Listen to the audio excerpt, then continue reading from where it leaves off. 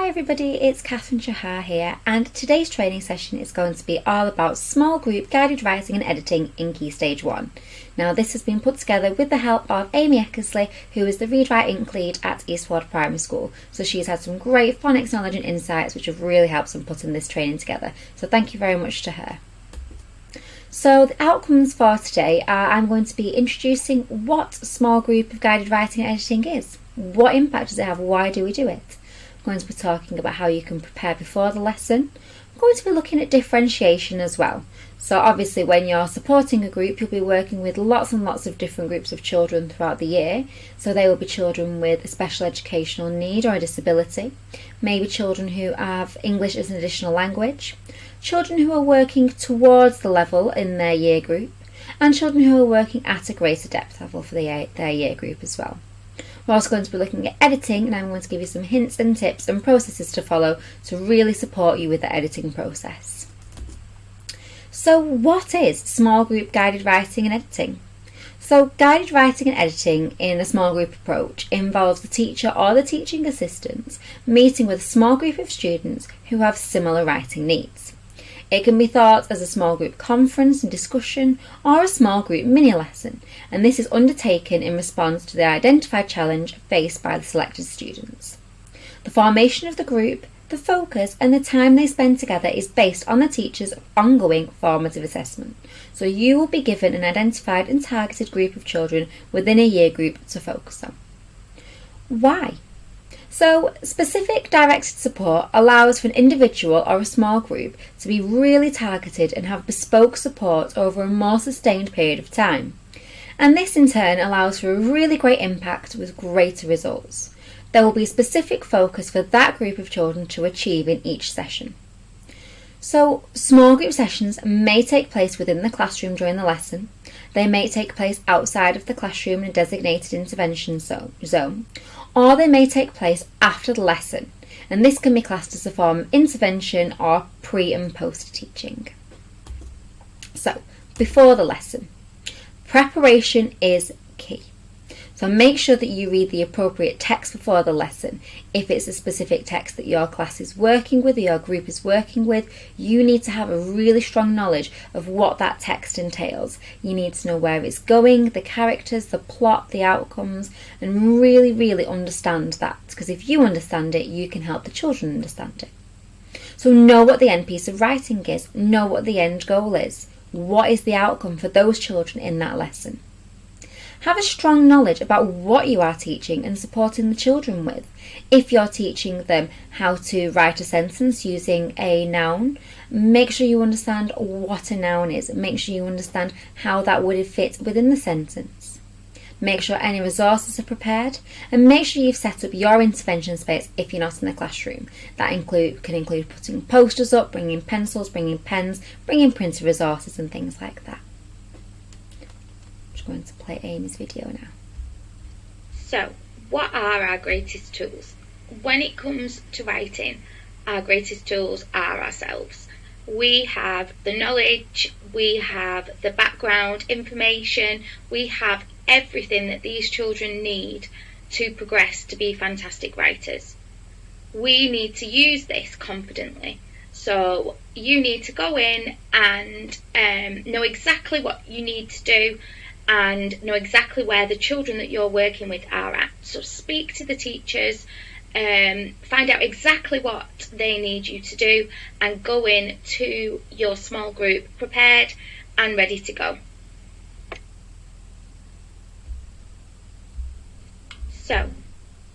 So looking at differentiation. So more often than not, TAs are asked to work with groups of children who are the most vulnerable. When I found this quote, it was really poignant and it really resonated with me because it's true. TAs are often asked to work with the children who are most vulnerable, and that can be academically vulnerable, socially vulnerable, emotionally vulnerable. You really do work with some of our key children that we need to target. So when we're assessing children and when we are exploring where the children are in their ability level, if they're not hitting their target year group, they may be working at pre-key stage standards.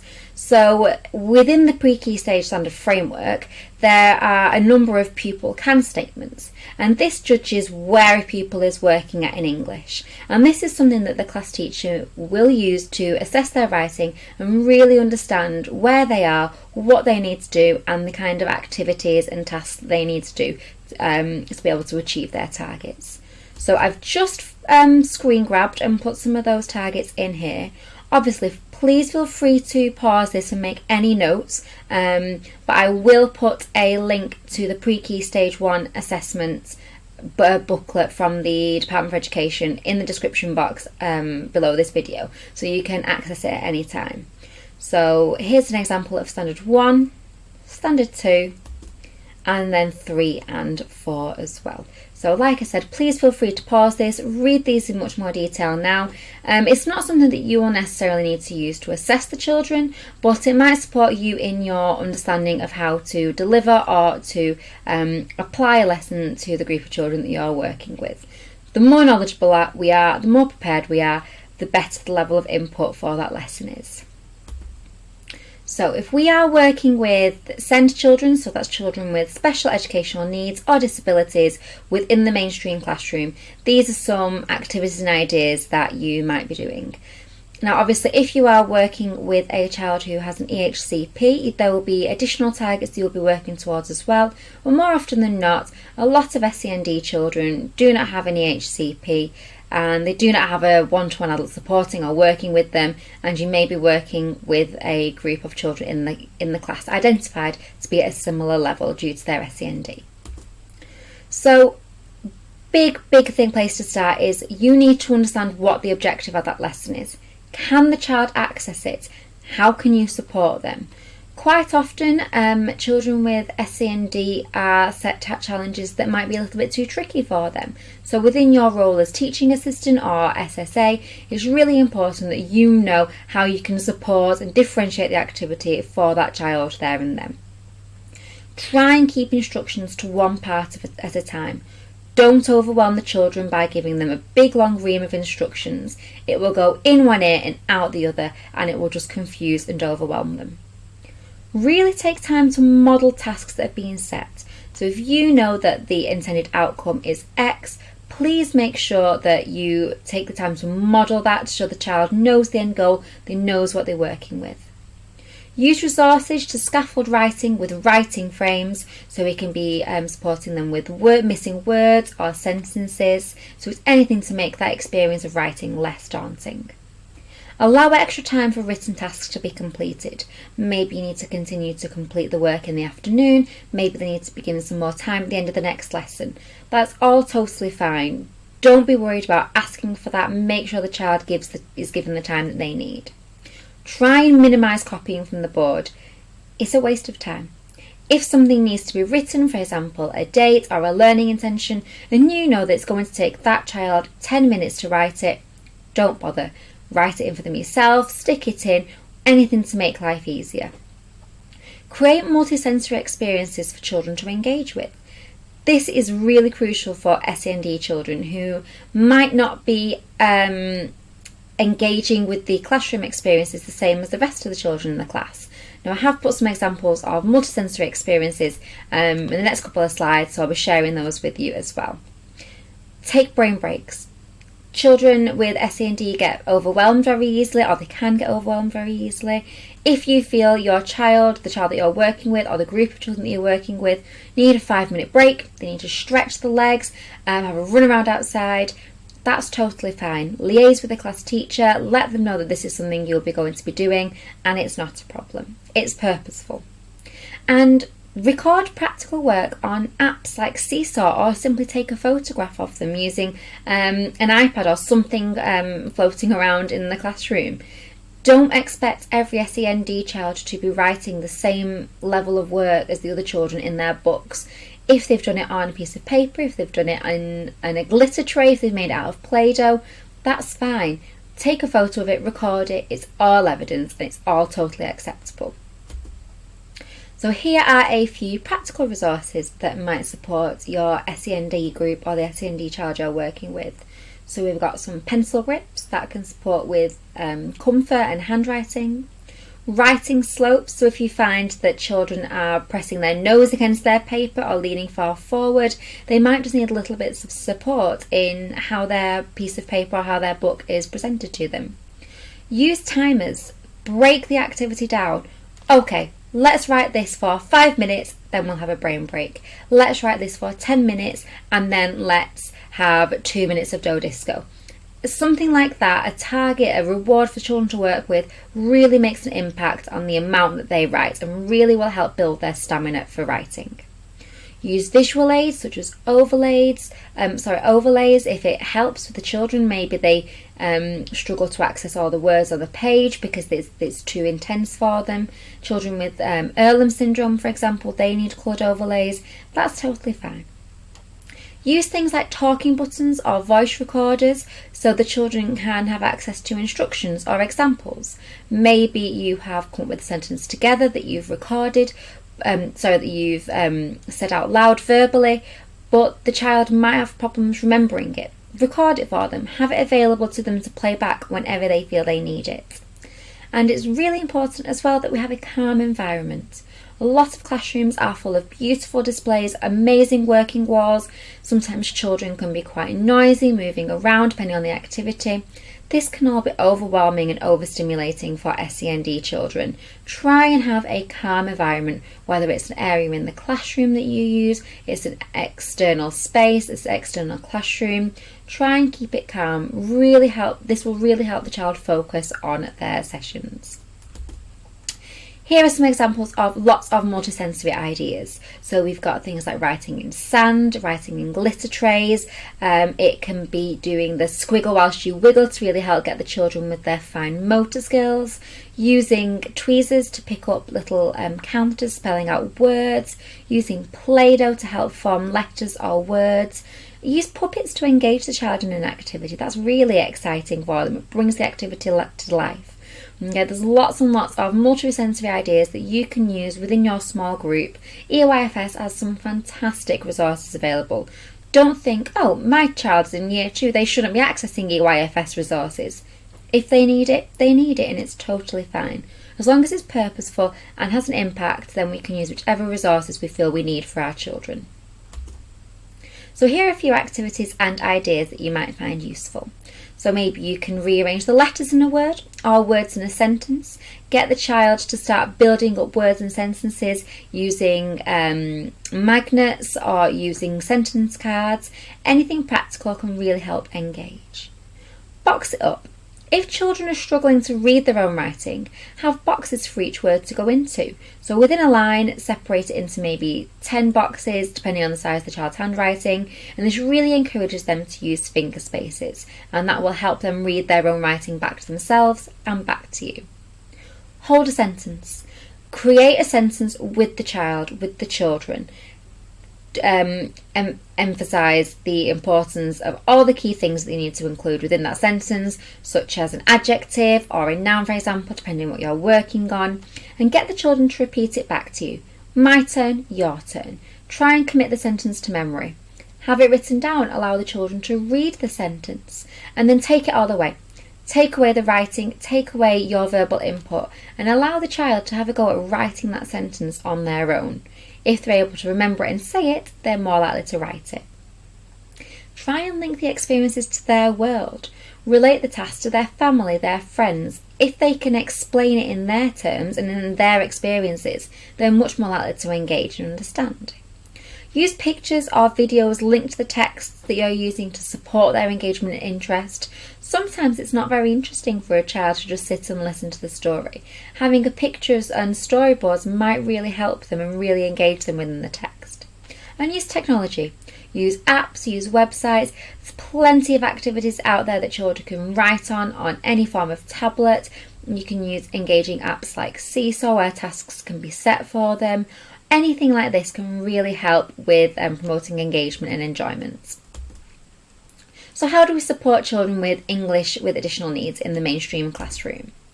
So really try and provide key and topic specific vocabulary. Make sure it's in a context. Use pictures and video to help them with their understanding. Allow the children to take these words home. You'll often find that children with English as additional language want to learn English, and they will be really excited to take the words home that they've learnt, share them with their family, and all that will really help their understanding. Ensure there's scaffolding in place. Provide them with sentence stems, missing words in a sentence and things like that. Anything to make the experience less daunting for them. Translation is key. Use translation tools on devices such as an iPad or on any device that you've got in the classroom, such as Google Translate really helps, and provide translations of key words. If there's another child in your class that speaks the child's home language, sit them by them for some time. Allow them to verbally translate. Anything like that can really help build confidence. Give really, really clear instructions to those EAL children, maybe accompanied with written instructions or pictures to really help understanding. Try and teach the common and sight words for that year group. Again, the more the child commits to memory, the more confident they feel, and the better they will be doing producing their writing, because they'll feel they can succeed in it. And try and support them in generating a mind map of ideas. Again, if you give a child, especially a child who doesn't speak strong English or can write strong English, a blank page, it can be really, really daunting. They don't know where to begin, they don't know what to write. So try and support them in producing a mind map of ideas. Help them get their ideas out on the paper, and it's a good place for them to start. So how phonics can help. So oral discussion before writing is vital. Talking is key. And as we've already said, linking with EAL and SEND children, build up the children's background knowledge. That can really, really help. And Amy's here going to explain a couple of tips that she's got from her phonics sessions. Okay, so let's talk all things phonics and writing. We use a hold a sentence every day in phonics, and the children are well aware of this process. So that is a major element of writing, especially with children that might be of the lower ability. They need this extra support.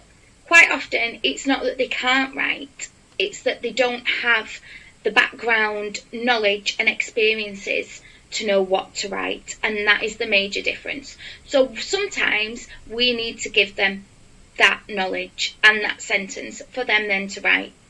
So if you're taking a small group out of lower ability children for an intervention, I would use a photograph, and I would first of all get them to talk about the photograph as much as possible. It could be anything.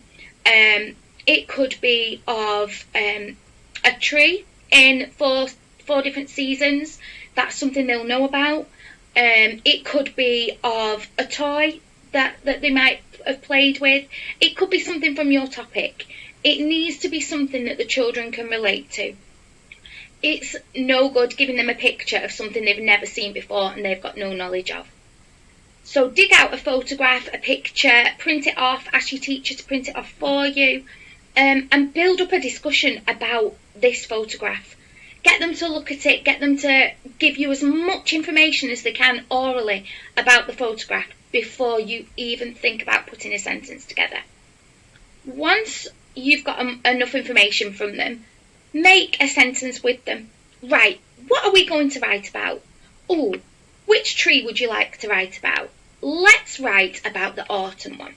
So look at the tree in autumn, talk about all the things that are going on in the picture, get as much language as you can from these children as possible, and that is your key. If they feel confident in what they're writing about, they will enjoy it a lot more and they will feel a lot more confident. So build your hold a sentence with the children.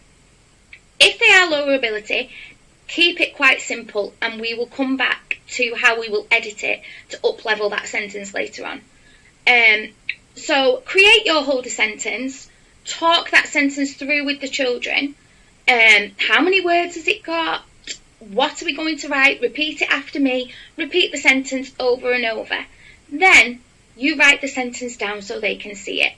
They help you to spell the sentence. Okay?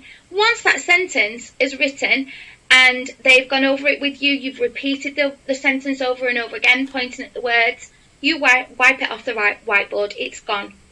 Then it's the children's turn to write. Now they might still need your support with this, and this is where your read, write, ink spelling knowledge comes into play. So the children need as much support as possible with the information that they are writing about. It's really tricky. Our children don't always have the best knowledge and experiences of things, and that is the key. That is what we need to give them. So we need to keep building up that knowledge, keep filling them with these little pieces of information to then broaden their writing. Now, higher ability children may not have those experiences either. Just because they are of a greater ability does not mean that they've got these experiences either. So they still need that oral conversation to happen beforehand. What they may need less help with is the hold a sentence. So they will be able to give you a sentence that they would like to write, as opposed to you having to work as a group to build a sentence like you would with the lower ability. So make sure that the higher ability children are still given that oral conversation beforehand, because that is of utter importance. So please, please, please make sure the children get an oral discussion before you ask them to write anything. Talking is key. So how do we build a sentence? Now, we all know the symbols that we use in class, that we put on the board to tell the children what we would like from their sentence that day. These are really important to use in your small groups as well. So, for instance, we've got the ABC as the capital letter, we've got the magic wand for the tricky words, we've got the plus sign for conjunctions. These are things that you need to use in your small groups as well to aid the children. They know that when they see their sign, that's what you're wanting from them. So in Read, Write, Ink, we use the signs as well to make it a bit fun, make it a bit exciting. So we tend to go along the lines when we're asking the children what they need in their sentence, the basic things. So what do you need in your sentence? Where do we start? What do we have at the beginning? A capital letter. So we all know that when we do this, they want a capital letter at the beginning of their sentence. What do we need at the end of the sentence? And they will all tell you a full stop. What do we need in between our words when we're writing our sentence? Finger space, ace.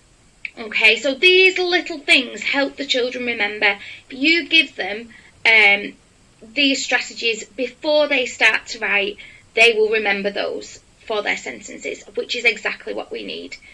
Now, when we are trying to develop our sentences from a basic short sentence with a capital letter, finger spaces, full stop at the end, and Fred talking our spelling, we want to add things like the conjunctions, we want to add adjectives, we want to improve these sentences. So what we then need to do is help the children build the sentence, help them to remember what else they need. So that is where you need to come in with your prompts. Oh, hold on a minute. How can we make this sentence a little bit better? I know, let's add a conjunction in. So you can tell me why you're doing something. Or you can tell me two sentences that will join together to make our story a bit more interesting. We're not repeating ourselves then. It is the general signs that we use, the signs that we have up in class all the time. You need those with you when you're doing your small group interventions, because they will help the children to remember, and it's those basics that they need to remember before they can then move on to add in extra information, to edit their sentences to make them even better.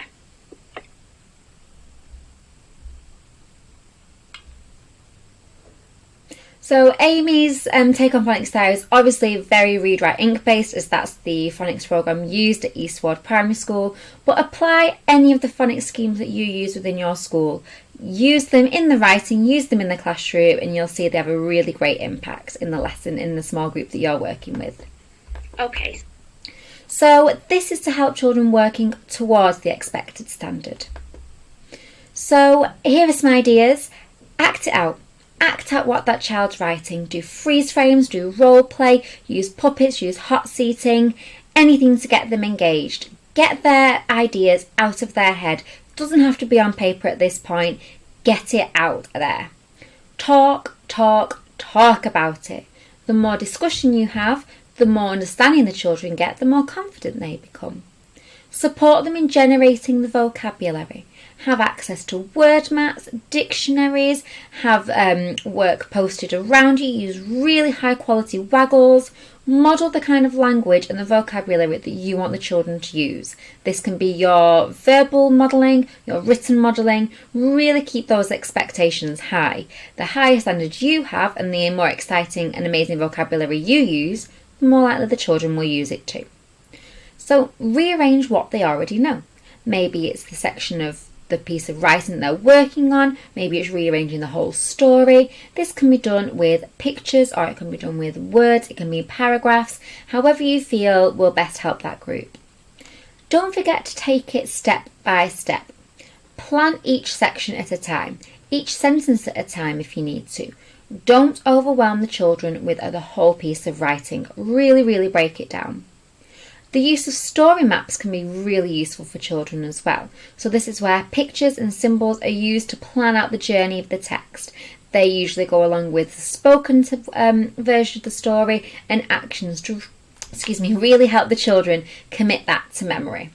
And as well, don't forget to use writing prompts to help the children remember the basics. Maybe you need to have a little checklist. Don't forget your capital letters, your finger spaces, your full stops. All these resources to prompt can be really useful. Here we've got some ideas on post-it note swapping. So maybe if you produce a shared write as a group, or if the class has produced a whole shared write, use post-it notes to write different words over the top of what you've written. So if you've written the beautiful fish, maybe you could ask the children to generate other adjectives instead of beautiful, and then you can stick it over the top to see how that sentence works. The spectacular fish, the incredible fish, things like that. Have a recipe for success.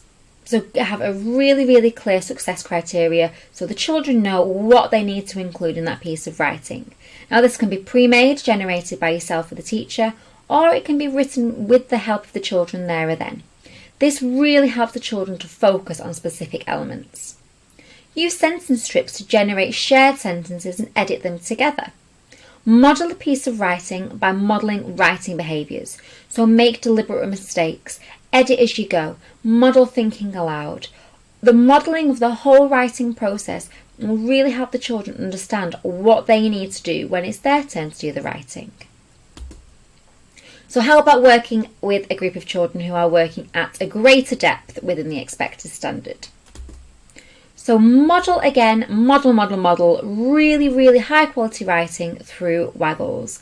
This can be waggles that's produced by the class teacher, by yourself as a shared group then, but the higher quality it is, the better the outcome will be for your children. Ensure that your verbal vocabulary is high quality. For example, if you're going to say, I got there by bus, maybe you could use, we travelled by bus. This sets the really high standard for the children. Only accept high quality vocabulary from them. That can be verbal or written. If you're describing the sun, for example, would you use words like big? No. Don't accept it. You know the children can do better. Encourage them to generate more exciting ideas. I know some classes that I know have things like a box of shame that they can put bad adjectives in there. Anything like that to really encourage the children to use a high quality, really great level of vocabulary. Ensure the environment that you're working with is full of rich vocabulary and sentence structures for children to refer to. Have sentence examples stuck on the walls around you, have them on the table. This will really help the children use those in their own writing, and make sure you encourage the children to refer to them as well. So if you can see that a child is focusing on a specific part of their piece of writing and you know that there's a really great example on the desk in front of them, point it out to them, make them look at it, and make them refer back to it.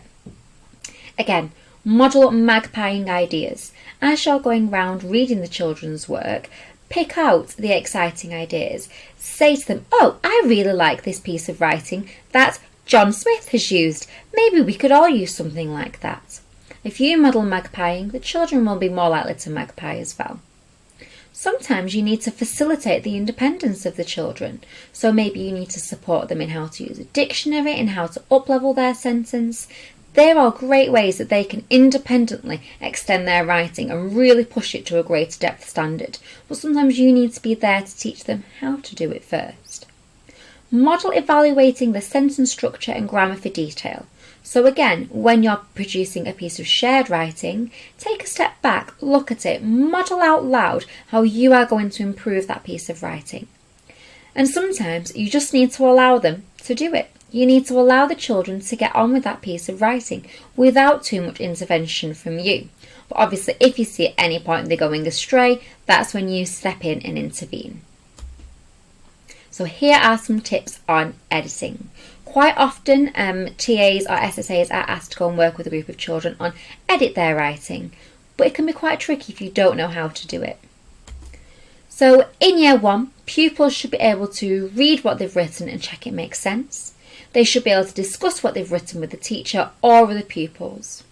And then in year 2, children should be able to make simple additions or revisions and corrections to their own writing by evaluating their writing with the teacher and other pupils. They should be able to reread to check their writing that makes sense and check that verbs indicate time and are used correctly and consistency.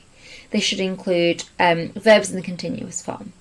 So the children should also be able to proofread and check for errors in spelling, grammar and punctuation. Now obviously you will need to facilitate the children in all of these skills. So start with the basics. Here on the right hand side there's an example on here of the basics children need to remember in Key Stage 1. Capital letters, well-formed letters, finger spaces, full stops. The piece of writing is written on the line, it's neat, it's tidy and it must make sense. Editing and improving. So in Key Stage 1, the children start to edit simple sentences. We will put a sentence on the whiteboard that has some mistakes in. We want the children to know that it is okay to make mistakes. We do it, their parents do it, everybody makes mistakes and that is absolutely fine. I will quite often ask the teaching assistant in the classroom, oh, I'm not sure how to spell this word, can you help me? Or what does my sentence need now? Just to show the children that it is okay to make mistakes. So then we'll look at the sentence together and decide what's wrong with it. We'll use the signs like we mentioned previously to check what the sentence has got and what it's not got. So we might say, what's wrong with my sentence? And the go-to for the children is always a capital letter and a full stop. So I would start off on their editing journey with that. So right, where do I need a capital letter? At the beginning. Super, well done. We'll cross this out and put the capital there instead. What else does my sentence need? Their cat had a fish for tea. What does it need? Ah, you're right, it needs a full stop at the end, so we'll put full stop in. Has my sentence now got a capital letter at the beginning, finger spaces between my words, and a full stop at the end? Super. So the children will be so proud of themselves for fixing that sentence first of all, which is amazing. We want their confidence to soar. The next stage of the editing process will be to add extra things into their sentence, for example, adjectives. So in a class write, we might have retold a story and the big class write is up on the board and I might read it back to the children and look at some of the sentences and say, hold on a minute, this sentence doesn't sound very exciting. We need to make this sentence more exciting. What could I use to make my sentence more interesting? And hopefully they will say adjectives. So then we can add some adjectives in. So I might suggest to them, oh, well, should we just say cat, or can we think of a better way to describe the cat? And hopefully they'll throw some ideas at you, and then you can add them in to make them a bit more interesting. So the black cat. So you show them that you're editing by adding extra things in. So the black cat had a fish for tea. Well, I might say, what kind of fish? A small fish, a fat fish, an orange fish, a purple fish, and hopefully they will start to throw some ideas at you to make this sentence more interesting. So we could say, had a large fish for tea. And then I'd read it back to them and I'd say, which sentence sounds better? The cat had a fish for tea, or the black cat had a large fish for tea? And hopefully they'd see that the edited sentence sounds a lot better. So that would be our next stage in the editing process. It's really important when you are walking around your small group and looking at what the children are writing as they are going, to be involved. So their greatest tool is you at this point. So you might walk past a child and notice that they've not put a capital letter in. We don't want you to then say, oh, hold on a minute, you forgot your capital letter. Can you put a capital letter in there? Because they're being told what to do then, and that is not aiding them in any way. We would like you to just walk past and say, oh, hold on a minute, there's something missing from this sentence. Can you just have a check and see what it could be? Use our signs on the board to decide what you've missed. And hopefully then they will edit the work themselves and they'll say, oh, capital letter, miss, is it a capital letter? And with that you can tell them, yes, a capital letter, you put it in where you think it should go. Please do not tell them what they have missed. Just aid them to search and edit for that themselves.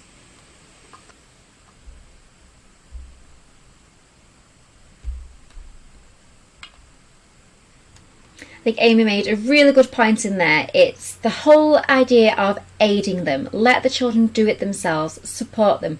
Don't tell them how to do it, don't tell them what to do and where to do it. Support them in figuring that out for themselves. So it's really important that you can follow a process for editing. This helps it be more clear in your mind and more clear in their mind. So this is a little process that I've put together which I think might be really useful for you. So begin by asking questions about their first draft of writing. What's missing? Use the success criteria. Have you included everything? Then move on to adding. Add vocabulary, adverbs, expanding noun phrases, figurative language, things like that will really make the writing pop. Then take away. Take away any poor words or description that's unnecessary or you think or the child thinks that is now making their writing worse. Replace. So replace sections for improved vocabulary or short, sharp sentences. Read aloud. So throughout this whole process, encourage the children to read their work aloud. Read it to you, read it to a friend, read it themselves. The reading aloud process really helps them see their mistakes. Peer assess. So ask a friend to read it and make suggestions. And then repeat the process above. Maybe you want to do the process twice, however many times you feel is appropriate for your group. And then after that, the child is then finally in a position to rewrite their piece of writing.